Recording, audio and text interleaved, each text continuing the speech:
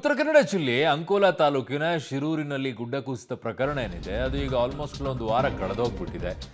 So ಈಗ ಅಲ್ಲಿ ಸಮಸ್ಯೆಗಳ ಆಗರ ಆಗ್ಬಿಟ್ಟಿದೆ. 9 ದಿನಕ್ಕೆ ಕಾಲಿಟ್ಟಿದೆ ಶೋಧ ಕಾರ್ಯಾಚರಣೆ. ಯಾಕೆ ತಡ ಆಗ್ತಾ ಇದೆ ಅಂತ ಹೇಳಿ ಹಲವರು ಪ್ರಶ್ನೆಯನ್ನ ಕೇಳ್ತಾ ಇದ್ದಾರೆ.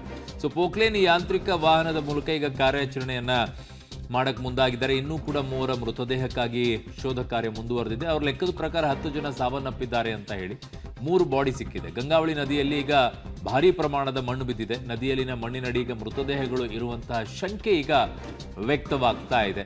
ಸೊ ಶಿರೂರು ಬಳಿಯ ಹೆದ್ದಾರಿಯ ಮೇಲೆ ಏನೋ ಗುಡ್ಡ ಕುಸಿತ ಪ್ರಕರಣ ಇದೆ. ಈ ಪ್ರಕರಣಕ್ಕೆ ಸಂಬಂಧಪಟ್ಟಂತೆ ಈಗ ಆಗಿರುವಂಥ ಬೆಳವಣಿಗೆ. ಸೊ ಆ ನೀರಿನ ಒಳಗಡೆಗೆ ಇಳಿದು ಮಣ್ಣಿನ ಅಡಿ ಏನಾದರೂ ಸಿಕ್ಕಾಕೊಂಡಿರುವಂಥ ಸಾಧ್ಯತೆ ಇದೆಯಾ ಅನ್ನುವಂಥ ಪರಿಶೀಲನೆಯನ್ನು ಮಾಡ್ತಾ ಇದ್ದಾರೆ. ಕಾರಣ ಸಂಪೂರ್ಣವಾಗಿ ಗುಡ್ಡ ಕುಸಿದ ನಂತರ ಮಣ್ಣೆಲ್ಲವೂ ಕೂಡ ಬಿದ್ದು ಕೊಚ್ಕೊಂಡು ಹೋಗಿ ನೀರಲ್ಲಿ ಹಾಕಿರೋದು. ಹಾಗಾಗಿ ಈಗಾಗಲೇ 3-4 ಬಾಡಿಗಳು ಸಿಕ್ಕಿರೋದು ಕೂಡ ನೀರಿನಲ್ಲೇ. ಇನ್ನುಳಿದಂಥ 3 ದೇಹಗಳು ಕೂಡ ನೀರಿನಲ್ಲಿ ಅಡಿಯಲ್ಲೇ ಸಿಕ್ಕಾಕೊಂಡಿರ್ಬೋದು ಅನ್ನುವಂಥ ಶಂಕೆ ಇದೆ. ಈಗ ಆ ಮೃತದೇಹಕ್ಕಾಗಿ ಹುಡುಕಾಟವನ್ನು ಈಗ ಮುಂದುವರಿಸಿದ್ದಾರೆ. ಕಾರಣ ಬಿಟ್ಟು ಬಿಡದೆ ಮಳೆನೂ ಸುರಿತಾ ಇದೆ, ಮತ್ತು ಅಲ್ಲಲ್ಲಿ ಗುಡ್ಡ ಕುಸಿತಗಳು ಕೂಡ ಆಗ್ತಾ ಇದೆ. ಅದರ ಪರಿಣಾಮವಾಗಿ ಕಾರ್ಯಾಚರಣೆಗೆ ಸ್ವಲ್ಪ ಅಡ್ಡಿ ಆಗ್ತಾ ಇದೆ. ಬಟ್ ಪ್ರಯತ್ನ ಅಂತೂ ಮಾಡ್ತಾನೆ ಇದ್ದಾರೆ, ಸತತವಾಗಿಯೇ ಪ್ರಯತ್ನ ಮಾಡ್ತಾ ಇದ್ದಾರೆ.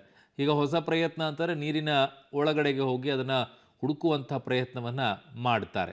ಒಳಗಡೆಗೆ ಎಲ್ಲಾದರೂ ಸಿಕ್ಕಾಕೊಂಡಿದ್ದಾವ ಏನು ಅಂತ ಹೇಳಿ ಆ ಪ್ರಯತ್ನಕ್ಕೆ ಯಶಸ್ವಿ ಆಗಲಿ, ಬೇಗ ಯಾರಿದ್ದಾರೆ ಆ ಕುಟುಂಬಕ್ಕೆ ಕೂಡ ಮೃತದೇಹಗಳು ಸಿಗಲಿ ಅನ್ನುವಂಥದ್ದಷ್ಟೇ. ಕಾರಣ ಬದುಕಿರೋ ಚಾನ್ಸಸ್ ಅಂತೂ ಇಲ್ಲವೇ ಇಲ್ಲ.